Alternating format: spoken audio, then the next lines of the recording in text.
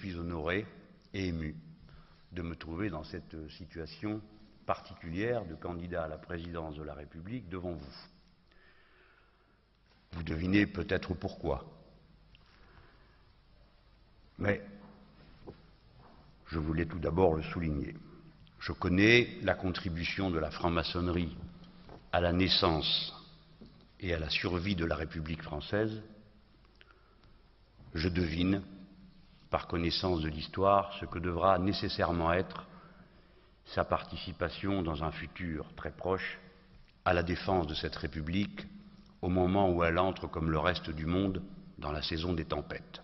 Vous allez au Grand Orient en tant qu'invité ou comme membre? Mais ça vous regarde pas. Non, mais on parle de quoi? Du discours de Sarkozy ou de la maçonnerie? C'est pas le même sujet. On y viendra. Mais c'est important puisque la maçonnerie renvoie à un socle de conviction et finalement. Oui, on a dit que c'était la religion de la République. C'était la religion de la République. Et que par ce, la religion de la République. Un régime théocratique est toujours un danger pour le reste de l'humanité. Partout où l'on met des religieux au pouvoir, il faut s'attendre à des abominations. Ce socle de conviction que vous êtes allé défendre au Grand Orient, oui. vous avez pris la symétrique de ce qu'avait fait Sarkozy au Vatican. Je suis allé au siège du Grand Orient de France et j'étais très fier de m'y trouver. Parce que je faisais un discours qui était une réplique au chef de l'État. Je prends très au sérieux la République, ses institutions, ceux qui les incarnent, même s'ils ne sont pas de mon avis. Donc voilà, bon, après j'ai écrit 80 pages, c'est bon, on va parler de mes 80 pages, pas discuter jusqu'à la nuit de savoir si je rentre dans ce temple avec un tablier ou sans, ça ne présente aucune espèce d'intérêt. Donc je dis, la maçonnerie est fondamentale dans la défense de la République, j'appartiens philosophiquement au courant des Lumières, et c'est ma référence ultime. Qu'est-ce que je peux vous dire de plus? Le reste, ça me regarde de voir. On ne demandera rien de plus, Jean-Luc Mélenchon. Alors, vous parlez d'un monde post-idéaliste. Non, je ne me défile pas, j'essaie d'expliquer.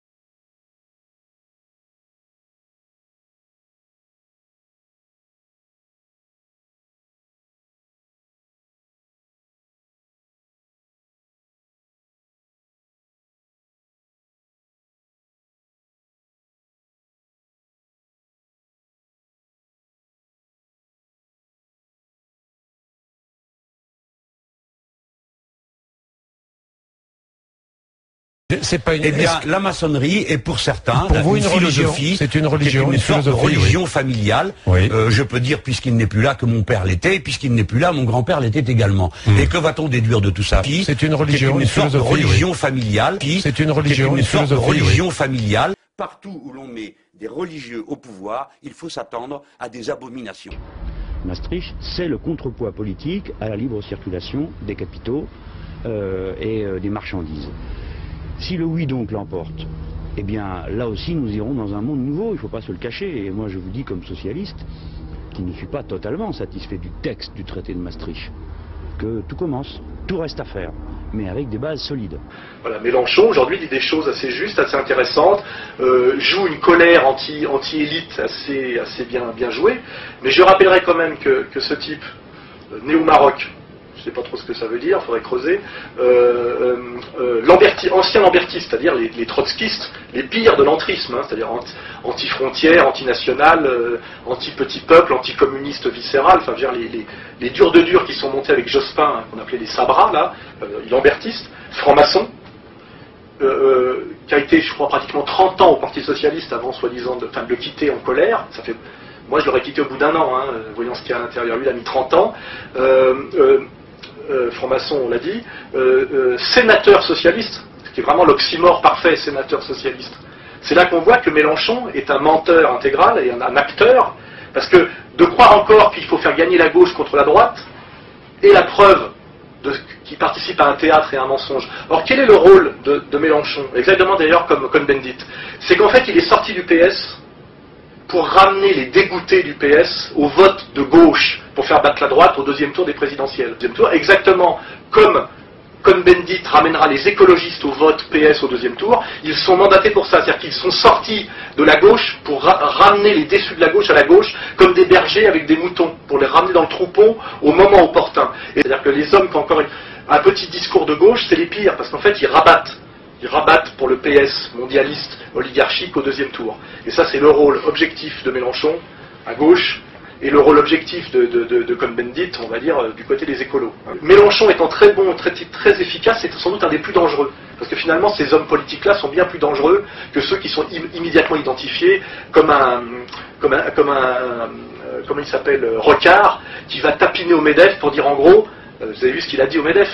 Aujourd'hui, les nations sont une nuisance, les forces de gauche ne servent à rien, les seuls qui peuvent piloter la mondialisation sont les multinationales. Et dans cette typologie de corps intermédiaire, donc vous citez par exemple les loges maçonniques, vous citez la trilatérale, vous citez aussi le club du siècle qui a été un petit peu sur la scène. En ce moment, on en parle un peu, oui. Mélenchon a fait semblant de ne pas savoir ce que c'était, et après quand il a vu que ça passait pas, il avait fait devant, dans une vidéo là, d'un subversif de gauche, c'est Pierre Carl, devant Pierre Carl, il a dit qu'il ne savait pas ce que c'était. C'est un problème que lui aussi est un escroc maçonnique, membre du Grand Orient, voilà, ancien trotskiste de la LCI, enfin, je veux dire, il n'est pas blanc-bleu, hein, c'est le roi de la manipulation et du discours caché, quoi. Hein. C'est un professionnel politique, 2 fois sénateur. Enfin, voilà. Bonsoir Xavier Mathieu, vous êtes le délégué CGT de Continental à Clairoy. On comprend bien sûr votre désarroi, mais est-ce que ça ne va pas trop loin? Est-ce que vous regrettez ces violences? Vous plaisantez, j'espère. Je vous pose la question. Rien, ça va. Non, non, attendez, qu'est-ce que vous voulez qu'on regrette? Quoi, quelques carreaux cassés, quelques ordinateurs? Faut arrêter là, faut arrêter. Pour vous, la fin justifie les moyens. Salaud. Attendez, mais la fin, on est à 28 jours de la fin, monsieur. Xavier Mathieu, aujourd'hui, on se rend compte. On entend votre colère, mais est-ce que vous lancez un appel au calme ce soir? Larbin, arrête, ça me dégoûte. Il n'y a pas d'appel au calme à lancer.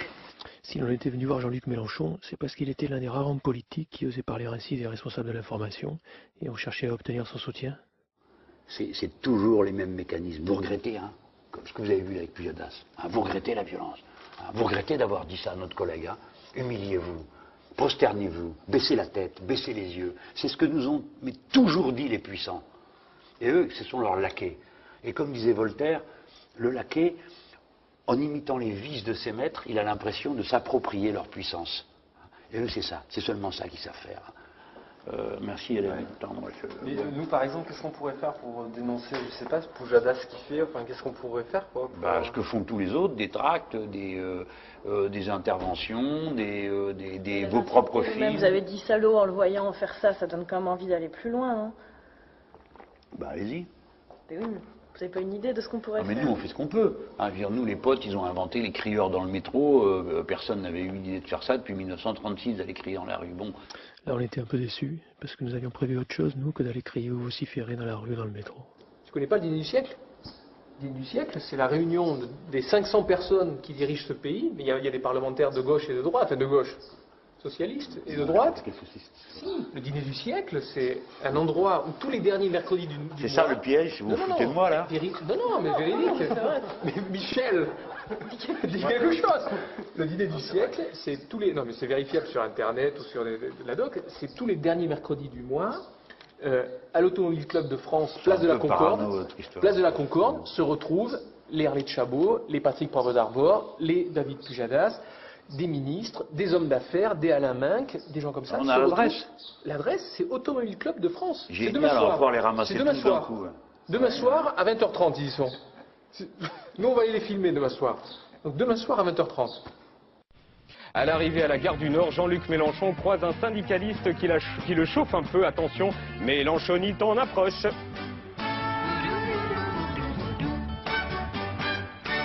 On a un problème avec les anciens ministres. On a vraiment un problème avec les anciens ministres. Moi, j'ai un problème avec les cons. En général.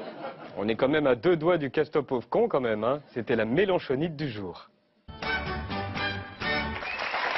Et on me dit que l'on a une seconde Mélenchonite et on me dit que c'est une réaction après avoir croisé le con.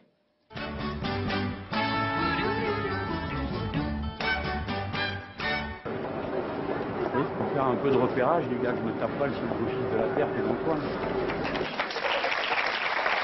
Le président du Front de gauche qui n'a pas envie de croiser des gauchistes, elle est vraiment bien cette Mélenchonie.